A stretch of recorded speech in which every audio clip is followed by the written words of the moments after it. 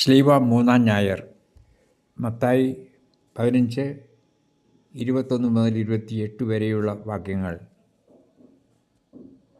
ഈശോ പുറജാതിക്കാരുടെ പ്രദേശങ്ങളിലൂടെ കടന്നു പോകുമ്പോൾ പുറജാതിക്കാരിയായ കാനാൻകാരി കർത്താവിൻ്റെ പക്കലേക്ക് സഹായം തേടി ഓടിയെത്തുന്നു.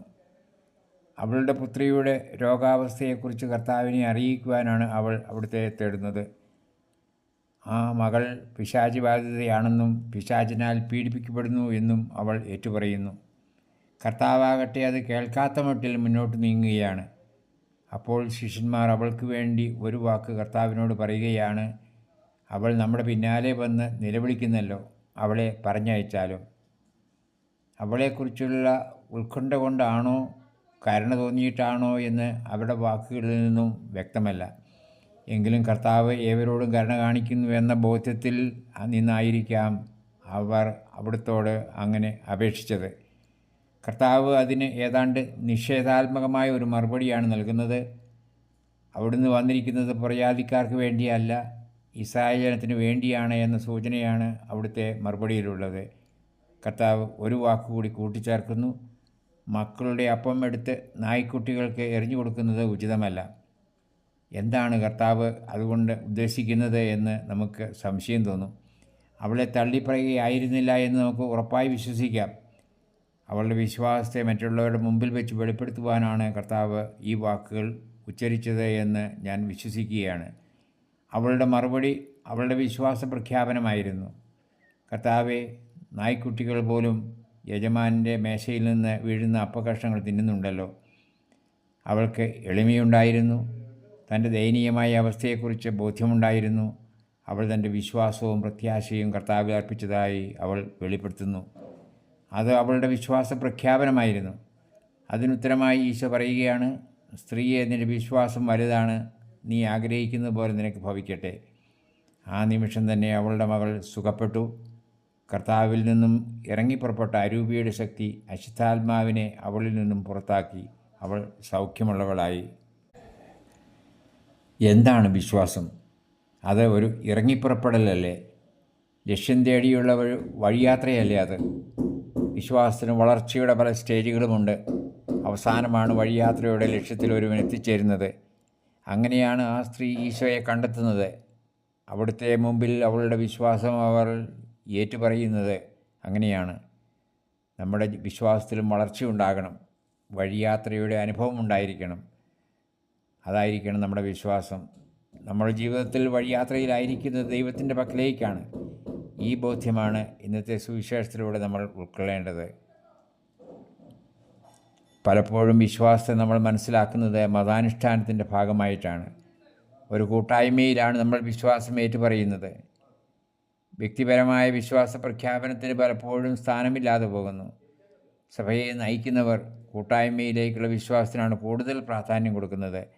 എന്നാൽ അതിനുമപ്പുറം വ്യക്തിതലത്തിലേക്ക് ഓരോരുത്തരുടെയും വിശ്വാസത്തെ എത്തിക്കുവാൻ സഭാസമൂഹം സന്നദ്ധമാകണം.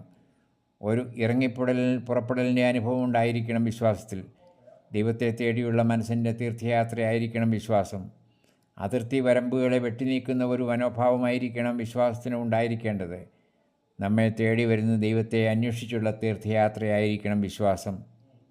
മതം ഒരു സംഘടിത ശക്തിയായി തീരുമ്പോൾ വിശ്വാസവും ഒരു ശക്തി പ്രകടനമാകും. അതാണ് എല്ലാ മതങ്ങളിലും സംഭവിച്ചുകൊണ്ടിരിക്കുന്നത്. അതിൽ നിന്നാണ് മതമൗലികവാദവും വർഗീയതയും ഉരുത്തിരിയുന്നത്. അങ്ങനെ ചിലപ്പോൾ മതം ദൈവത്തെയും വെല്ലുവിളിക്കുന്നു. എന്നാൽ വിശ്വാസം അപ്പം തേടിയുള്ള ഒരു യാത്ര പോലെ ആയിരിക്കണം. ഇന്നത്തെ സുവിശേഷത്തിൽ അപ്പം തേടിയുള്ള യാത്രയുടെ സൂചനയുണ്ടല്ലോ. മനുഷ്യൻ്റെ അടിസ്ഥാനപരമായ ആവശ്യങ്ങളിൽ പ്രധാനപ്പെട്ടത് ഭക്ഷണവും പാനീയവുമാണ്. അപ്പം അതിന് പകരം നിൽക്കുന്ന ഒരു പ്രതീകമാണ്. വിശ്വാസത്തിന് അടിസ്ഥാനമായിരിക്കുന്നത് വിശപ്പും ദാഹവുമാണ്. ദൈവത്തിന് വേണ്ടിയുള്ള വിശപ്പും ദാഹവും. കാനാൻകാരി സ്ത്രീ തനിക്ക് വേണ്ടിയും തൻ്റെ മകൾക്ക് വേണ്ടിയും അപ്പം തേടിയാണ് കർത്താവിൻ്റെ പക്കലെത്തിയത്. ഈ വിധത്തിലുള്ള വിശ്വാസബോധ്യം നമുക്കുണ്ടോ എന്ന് ആത്മപരിശോധന നടത്തുവാനുള്ള ഒരവസരമാണ് ഇന്നത്തെ സുവിശേഷം നമുക്ക് നൽകുന്നത്. നമ്മുടെ ഉള്ളിൽ നാം അനുഭവിക്കുന്ന ബലഹീനതകളും അടിമത്ത മനോഭാവവും നിസ്സഹായതയുമൊക്കെ ചിത്രീകരിക്കുവാൻ ഉതകുന്ന ഒരു പ്രതീകമാണ് പിശാച്. പിശാചിൻ്റെ അടിമത്തത്തിലായിരിക്കുക എന്ന് പറയുന്നത് ഒരുവനെ സ്വയം നയിക്കുവാനും നിയന്ത്രിക്കുവാനും സാധിക്കാത്ത അവസ്ഥയാണ്. ഈ അവസ്ഥയിലായിരുന്നു വിധവയുടെ മകൾ. അതിനാലാണ് അവൾക്ക് വേണ്ടി സഹായം തേടി ആ സ്ത്രീ കർത്താവിനെ സമീപിച്ചത്. നമ്മുടെ ഉള്ളിൽ മറ്റുള്ളവർ മനസ്സിലാക്കാത്ത ഒരുപാട് നിസ്സഹായതയുണ്ട്. നമുക്ക് വ്യക്തിപരമായി ദൈവത്തോട് അവ ഏറ്റുപറയുവാൻ സാധിക്കണം. അതിനായിരിക്കട്ടെ വിശ്വാസം നമ്മെ സഹായിക്കുന്നത്. അങ്ങനെ വിശ്വാസം നമ്മുടെ ആത്മവത്തയുടെ ആവിഷ്കാരമായി തീരണം. അപ്പോൾ അത് പ്രാർത്ഥനയാകും, ഏറ്റുപറച്ചിലാകും. വിശ്വാസം ആദ്യമായി തന്നെ വ്യക്തിപരമായിരിക്കണം, പിന്നീടാണ് അത് സമൂഹപരമാകേണ്ടത്. വ്യക്തിപരമായ വിശ്വാസം ഓരോ വ്യക്തിയുടെയും തനിമയുമായി ബന്ധപ്പെട്ടിരിക്കുന്നു. അതിനാൽ അതിൻ്റെ ആവിഷ്കരണത്തിലും ഒരു തനിമയുണ്ടായിരിക്കണം. ഈ തനിമയിലാണ് വിശ്വാസം വഴി നമ്മൾ ദൈവത്തെ തേടുന്നതും കണ്ടെത്തുന്നതും. നിൻ്റെ എല്ലാ വിചാരവികാരങ്ങളെയും അഭിലാഷങ്ങളെയും ഭീതിയെയും ഉത്കണ്ഠയെയും വിശ്വാസമായി ബന്ധപ്പെടുത്തുവാൻ നിനക്ക് സാധിക്കുന്നുണ്ടോ? ഏറ്റവും വലിയതും ആകമാനമുള്ളതുമായ മാനസികാനുഭവം എന്ന് പറയുന്നത് നമ്മൾ ഓരോരുത്തരും ഓരോ നിമിഷവും നിരന്തരമായി മരണത്തിന് അഭിമുഖമായി ജീവിക്കുന്നു എന്നുള്ള വസ്തുതയാണ്. അതിൻ്റെ അനുഭവമാണ് ഏറ്റവും വലിയ ആധിയും ഉത്കണ്ഠയും നമ്മിൽ ഉളവാക്കുന്നത്. ഈ അനുഭവത്തിൽ നിന്നായിരിക്കണം പ്രതീക്ഷയിലേക്ക് നയിക്കുന്ന വഴി നമ്മൾ കണ്ടെത്തേണ്ടത്. അത് ഓരോ നിമിഷവും നമ്മുടെ മനസ്സിൽ നയിക്കേണ്ടതാണ്.